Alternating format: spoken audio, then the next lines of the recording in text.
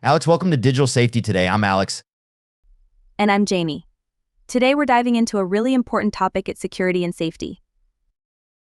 That's right. With so much of our lives online now, keeping our information safe is more crucial than ever. Absolutely.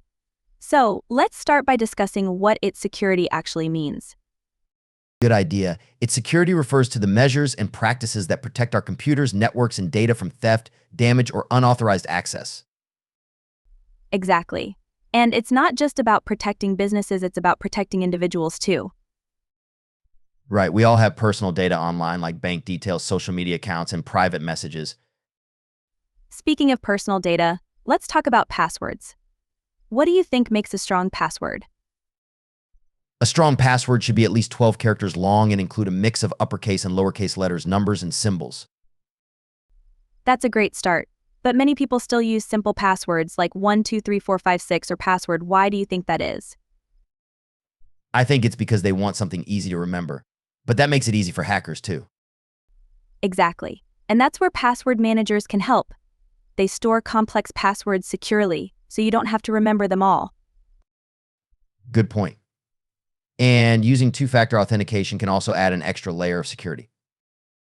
Yes, two-factor authentication requires you to provide two forms of identification, like a password and a text message code. This makes it much harder for someone to access your accounts, even if they have your password. Now, let's switch gears and talk about phishing. What is phishing, Alex? Phishing is a type of cybercrime where attackers send fake emails or messages that look legitimate to trick you into revealing personal information. Right, for example, you might receive an email that looks like it's from your bank asking you to verify your account details. Exactly. And many people fall for these scams because the emails often look very convincing. So how can we spot a phishing email? Look for signs like poor spelling and grammar, generic greetings, or urgent requests for action.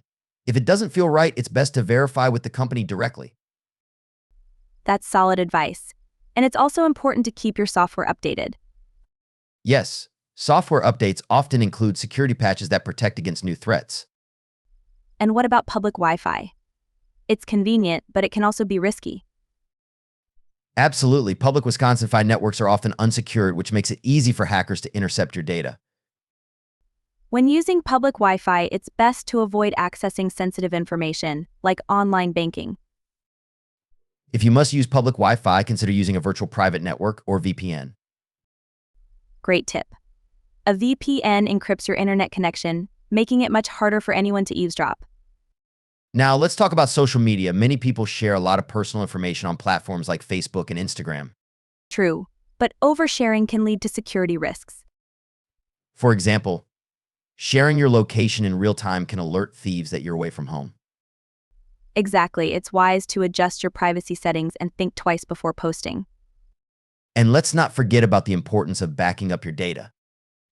Yes, regular backups can save you from losing important files due to malware attacks or hardware failures.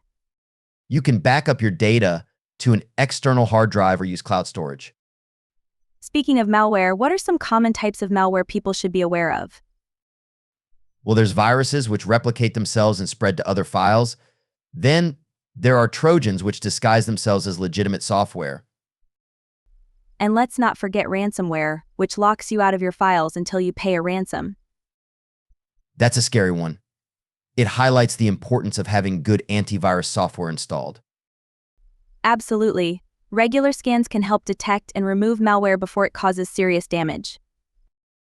So, to summarize our discussion today, what are the key takeaways for our listeners?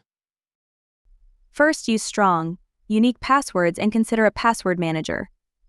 Second, be cautious with emails and messages to avoid phishing scams. Third, keep your software updated and be careful on public Wi-Fi. And remember to adjust your social media privacy settings and back up your data regularly. Lastly, invest in good antivirus software to protect against malware. Great summary, Jamie. Thanks for joining us today on Digital Safety Today. And thank you to our listeners.